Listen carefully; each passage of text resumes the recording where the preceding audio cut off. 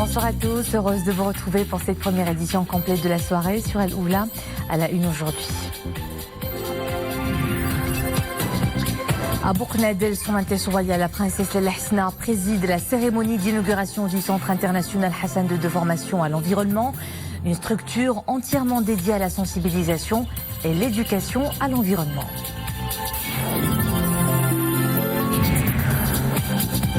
Maroc-Andalousie, un partenariat qui se renforce. Le président du gouvernement autonome de l'Andalousie poursuit sa visite dans le royaume. À Rabat, une rencontre a réuni aujourd'hui les hommes d'affaires marocains et leurs homologues andalous autour de secteurs d'intérêt commun.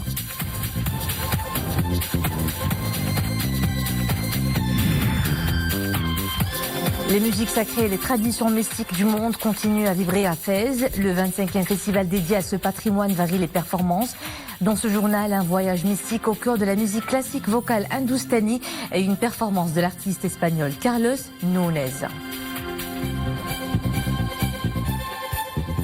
L'environnement à la une de cette édition. Hier, son Altesse royale, la princesse Lalla Hasna, présidente de la fondation Mohamed VI pour la protection de l'environnement, a présidé à Bouknadel la cérémonie d'inauguration du Centre international Hassan II de formation à l'environnement. La nouvelle structure constitue désormais le vaisseau amiral de la fondation avec de hautes exigences. Elle est entièrement dédiée à la sensibilisation et l'éducation à l'environnement de toutes les cibles qu'elle vise.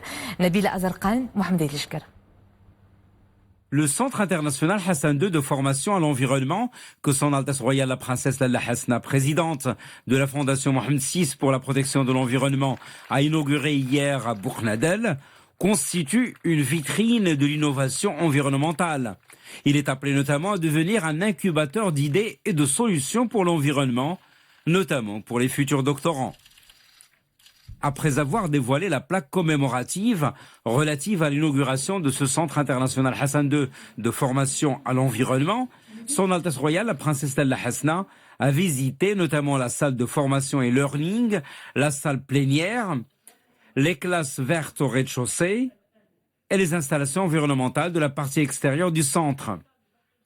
Un centre qui permettra de démultiplier les efforts d'éducation entrepris par la Fondation à destination de toutes ses cibles.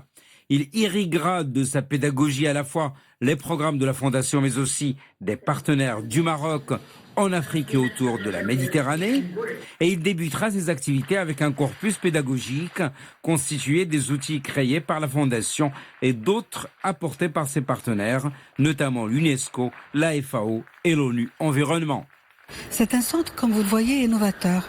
C'est un centre qui est un centre d'échange, une plateforme d'apprentissage, de formation et aussi un incubateur d'idées et d'innovation et des solutions pour le développement durable. C'est un centre de renforcement de capacités, de développement de compétences pour le Maroc et aussi pour les pays d'Afrique.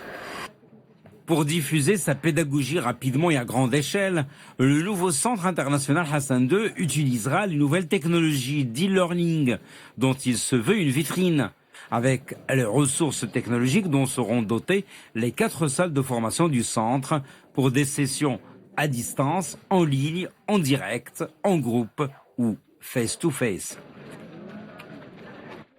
À travers la construction de ce centre, la Fondation s'est voulue exemplaire sur le plan de l'environnement.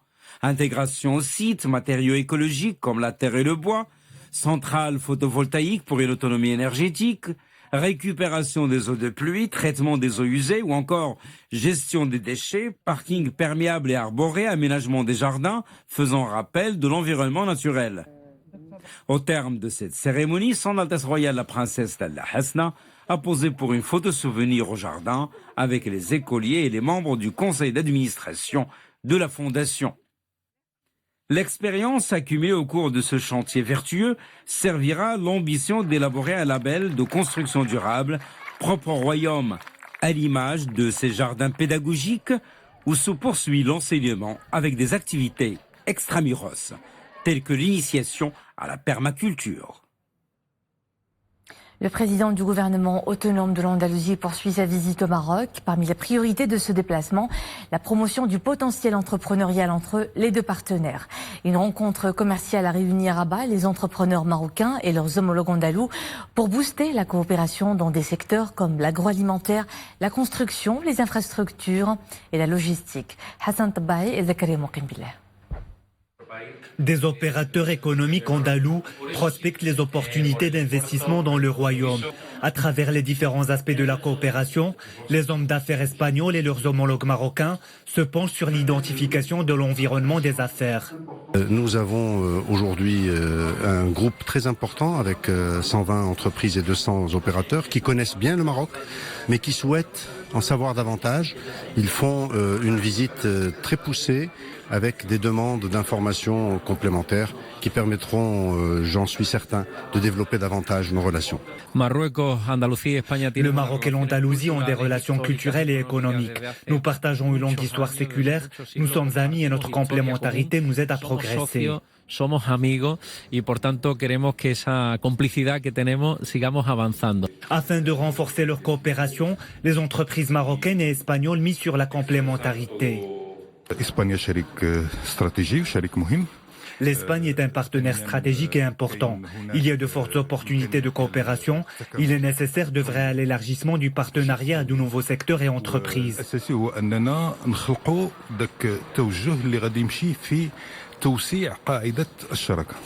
Les deux partenaires vont dorénavant travailler dans plusieurs secteurs, entre autres l'agroalimentaire, la construction, les infrastructures et la logistique. Et on enchaîne avec ce nouveau partenariat, 2,27 milliards de dirhams. C'est la valeur de 2 accords de financement signés aujourd'hui à Rabat entre le gouvernement et le Fonds arabe pour le développement économique et social. Les prêts visent à contribuer au financement du projet de surélévation du barrage Mohamed V dans la région de l'Oriental et du projet de réalisation de la voie express de contournement de la ville de Laayoune. 2 projets qui s'inscrivent parmi les priorités du gouvernement. Développement durable, les pays nordiques étalent leur savoir-faire. La Suède, la Finlande, la Norvège et le Danemark ont tenu leur toute première rencontre multilatérale autour de cette priorité avec le Maroc. C'est à la CGEM que la rencontre a eu lieu avec des B2B prometteurs dans des secteurs clés comme l'eau, l'énergie ou encore les déchets, un vivier de synergie et des niches de développement commun. Sarah Katir. C'est dans l'objectif de faciliter les échanges entre institutions et d'identifier les opportunités de business entre les entreprises marocaines et nordiques dans les domaines liés au développement durable que s'est tenue à Casablanca cette rencontre multilatérale maroco-nordique. On a beaucoup de solutions, beaucoup d'expériences à partager. Et l'environnement et la lutte, l'action climatique doit être partagé, on doit travailler ensemble. Donc on voit un fort potentiel pour un partenariat entre le Maroc et les pays nordiques. L'expérience des pays nordiques, leaders dans l'innovation et le dynamisme de l'industrie des technologies propres, est attractive, dans le sens où elle représente un modèle avant-gardiste pour le Maroc qui a fait de la question du développement durable un choix stratégique. Nord toujours aussi meurtrière. 4 personnes ont trouvé la mort dans un accident sur la route provinciale reliant Ben Slimane à la commune Sidi Bettache. La collision entre un véhicule léger qui transportait 6 personnes et un grand véhicule a également fait 2 blessés graves, transférés sur l'hôpital Ibn Sina, Rabat. Nous vous proposons d'écouter le chef du service des urgences chirurgicales à cet hôpital, Abdeltaf Ben Chokroun. Le service des urgences de l'hôpital Ibn Sina a reçu ce matin 2 patients qui ont été victimes d'un accident de la voie publique. Ces 2 patients sont des traumatisés graves. Le premier présente une embarrure ainsi qu'une contusion thoracique et une hémorragie interne due à un éclatement de la rate. Le second présente une embarrure ainsi que des multiples fractures au niveau des membres. Les 2 ont bénéficié d'une réanimation intensive ainsi que des interventions chirurgicales par des équipes spécialisées et multidisciplinaires. À la une de l'actualité internationale, l'armée américaine précise aux Émirats arabes unis ses accusations contre l'Iran dans l'attaque du tanker japonais. Washington assure avoir récupéré des indices matériels et des empreintes qui démontrent, selon elle, l'implication de Téhéran.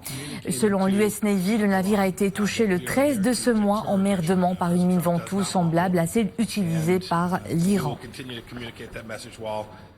Record de déplacés et de réfugiés dans le monde. En 2018, il se chiffre désormais à 71 millions de personnes. Il n'y a jamais eu autant dans le monde. C'est ce qui ressort du rapport annuel du Haut Commissariat de l'ONU pour les réfugiés. L'instance onusienne souligne que 2018 a été marqué par la forte progression des déplacements internes en Éthiopie notamment, suite à des violences intercommunautaires et par une hausse des demandes d'asile présentées par ceux qui fuient la grave crise politique et économique au Venezuela. Et puis le conflit syrien continue de produire un grand nombre de réfugiés et de déplacés. Plusieurs décennies après sa disparition, le célèbre peintre néerlandais Vincent van Gogh continue de susciter les fantasmes par ses crises de folie et son originalité. Aujourd'hui, c'est son revolver qui fait recette. Il est acquis par un particulier moyennant la modique somme de 162 500 € à l'occasion d'une vente aux enchères. Le revolver rouillé aurait servi au peintre pour se blesser mortellement en 1890 dans un champ d'Auvers-sur-Oise en France. Une thèse loin d'être confirmée puisqu'en 2011, des chercheurs américains affirmaient que Van Gogh ne se serait pas suicidé, mais aurait plutôt été blessé par un tir accidentel de jeunes gens qui jouaient avec une arme. La Coupe d'Afrique des Nations démarre après-demain vendredi en Égypte. Les Lions de l'Atlas sont arrivés hier au Caire où ils ont effectué cet après-midi une séance d'entraînement. L'équipe nationale est logée dans le groupe D aux côtés de la Côte d'Ivoire, l'Afrique du Sud et la Namibie. Pour leur première sortie, les hommes d'Hervé Renard vont en découdre dimanche prochain avec la Namibie au stade As-Salam du Caire. La deuxième rencontre du 11 national sera disputée le 28 de ce mois contre les éléphants de la Côte d'Ivoire. Et puis leur dernier match pour le compte de la phase de poule le mettra aux prises avec l'Afrique du Sud. Ça sera le 1er juillet prochain. La confluence des cultures au cœur du 25e Festival des musiques sacrées du monde à Fès. Hier encore, à la somptueuse demeure d'Aladir, le public a eu droit à un voyage mystique inédit à travers la musique classique vocale hindoustanie, héritière de la récitation d'hymnes et de mantras védiques datant de 2000 ans. Au menu de la soirée, une performance de l'artiste espagnol Carlos Núñez, maître de la cornemuse gaïta. Abdelrahim Ben Cheikhi, Abdelrahim Filoul et Nisrina Oustar.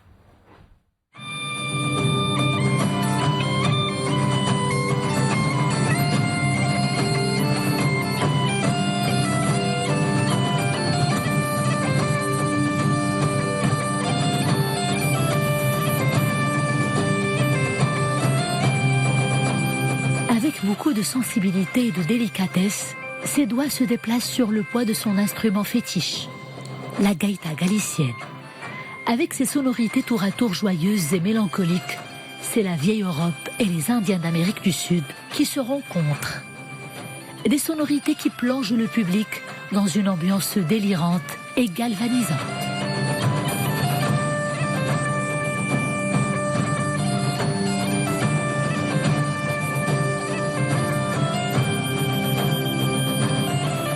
Carlos Núñez, le Jimi Hendrix de la gaïta, flûtiste et sonore prodige. Il revisite les anciens chants de la Galice et les musiques andalouses du Maghreb. Il explore des connexions insoupçonnées avec des mélopées en hommage à ceux qui nourrissent son inspiration. Buena Vista Social Club, Bob Dylan, Vicente Amigo et Luz Casal. Sa musique est une ode au partage et à l'amour.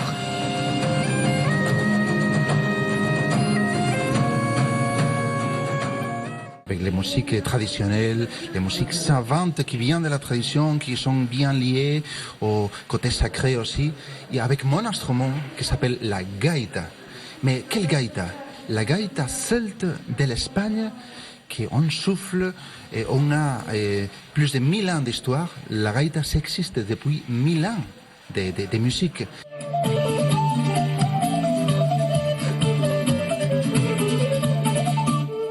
Dans une ambiance calfeutrée, imprégnée de spiritualité et de mystique, Carlos Núñez a offert au public un voyage poétique, un voyage profondément enivrant.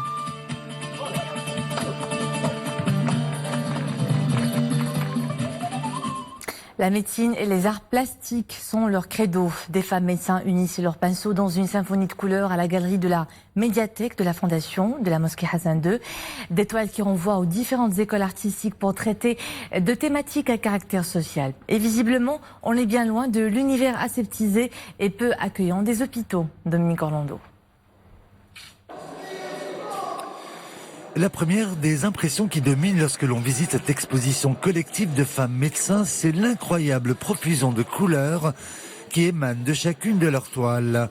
À croire qu'il s'agisse pour elles d'un véritable appel d'air, très loin du blanc aseptisé de tout bloc opératoire.